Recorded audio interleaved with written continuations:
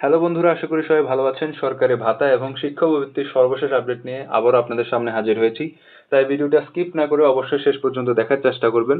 আজকে মূলত আমরা উপবৃত্তি 2026 সালের যারা এখনো টাকা পাননি তাদের নিয়ে কথা বলবো।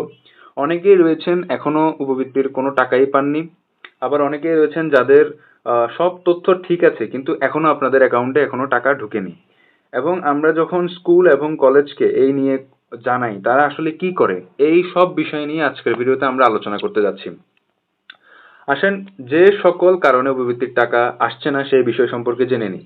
এক, উপবৃত্তি উপবৃত্তির নগদ অ্যাকাউন্টটি যদি শিক্ষার্থীর অভিভাবকের নামে খোলা না থাকে, ভালোভাবে শুনবেন, অভিভাবকের নামে খোলা না থাকে তাহলে অ্যাকাউন্টে টাকা আসবে না। মানে আপনি তো আপনার অ্যাকাউন্ট নিজেও খুলতে পারেন, যদি আপনার অভিভাবকের নামে যদি খোলা না থাকে তাহলে কিন্তু আপনার টাকা আটকে যাবে, টাকা আসবে না। এরপরে দুই, নগদ অ্যাকাউন্টের এনআইডি কার্ড ভেরিফিকেশন অভিভাবকের নামের সাথে না মিললে বা ভুল হলে টাকা আটকে যাবে। বুঝছেন? এনআইডি কার্ড ভেরিফিকেশন অভিভাবকের নামে হতে হবে, এটা না হলে টাকা কিন্তু আটকে যাবে।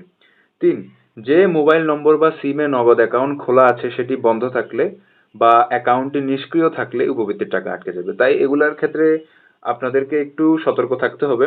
আপনাদের যাতে এই যে মোবাইল নম্বর এগুলো সবকিছু যাতে অ্যাক্টিভ থাকে, সক্রিয় থাকে। যদি সক্রিয় থাকে তাহলে আপনারা টাকা পাওয়ার জন্য আরো বেশি সম্ভাবনা আপনার বেড়ে যাবে বলতে গেলে। এরপরে আসেন, সব তথ্য ঠিক থাকার পরও টাকা না পেলে করণীয়। এর করণীয় যদি বলতে চাই তাহলে প্রথমে আপনার স্কুল বা কলেজের উপবৃত্তির পাওয়া অন্যান্য সহপাঠীরা টাকা পেয়েছে কিনা তা ভালোভাবে খোঁজ নিতে হবে। এখানে দুইটা ঘটনা ঘটতে পারে। কেউ হয়তো হতে পারে যে আপনার কলেজে বা স্কুলে কেউই টাকা পায় নাই।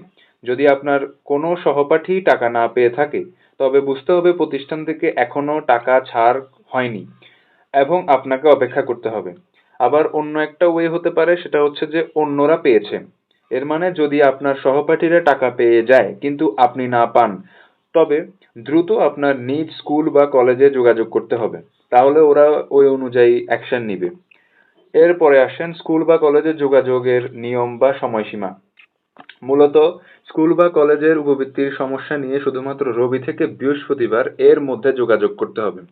সপ্তাহে প্রায় 5 দিন উপবৃত্তির অফিসিয়াল ওয়েবসাইট খোলা থাকে। তাই অন্যান্য দিনে গেলে আসলে আপনার কাজটা হবে না। তাই আপনাকে নির্দিষ্ট এই 5 দিন, রবিবার থেকে বৃহস্পতিবারের মধ্যে আপনার কাজ করিয়ে নিতে হবে।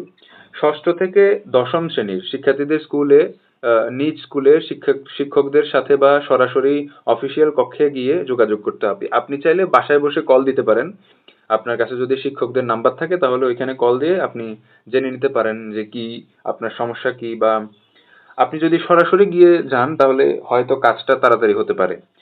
মূলত একাদশ ও দ্বাদশ শ্রেণীর শিক্ষার্থীদের কলেজের নির্দিষ্ট বৃত্তি শাখা বা অফিস রুমে গিয়ে সমস্যার কথা জানাতে হবে। ওইখানে সমস্যার কথা যদি জানান তাহলে সরাসরি অ্যাকশনের কাজ শুরু হয়ে যাবে। বুঝছেন? আপনার উপবৃত্তির নিয়ে সমস্যা কি সেগুলো ওরা বের করে দিবে। বের করে এটা সমস্যা সমাধান করার চেষ্টা করবে। ঠিক আছে? আসেন পরবর্তীতে যাই। স্কুল কলেজ থেকে যে তথ্য যাচাই করা হবে। এক, শিক্ষার্থীদের অভিযোগের ভিত্তিতে প্রতিষ্ঠান থেকে উপবৃত্তির তালিকায় শিক্ষার্থীর নাম ও শ্রেণী ঠিক আছে কিনা তা যাচাই করা হবে। দুই, অভিভাবকের নাম এবং প্রদত্ত নগদ অ্যাকাউন্ট নাম্বারটি সিস্টেমে সঠিকভাবে এন্ট্রি করা হয়েছে কিনা তা দেখা হবে। মূলত এখানে ওরা মূলত আপনার তথ্যগুলা কিভাবে দেখবে? ওরা কম্পিউটারের মাধ্যমে দেখবে, কোনো সফটওয়্যারের মাধ্যমে দেখবে। ওরা ওইখান থেকে অভিভাবকের নাম এবং নগদ অ্যাকাউন্টের নাম্বারগুলা ঠিক আছে কিনা, আপনার নাম এবং শ্রেণী সবকিছু ঠিক আছে কিনা তথ্য, সেগুলো যাচাই করবে।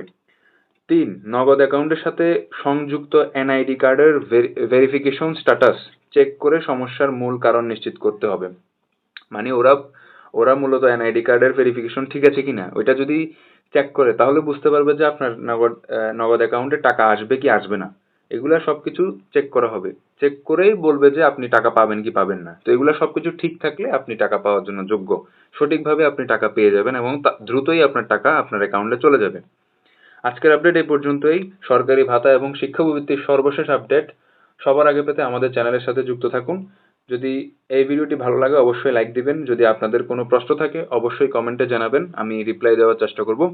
আজকের আপডেট এই পর্যন্তই। পরবর্তী আপডেটে দেখা হবে। ধন্যবাদ।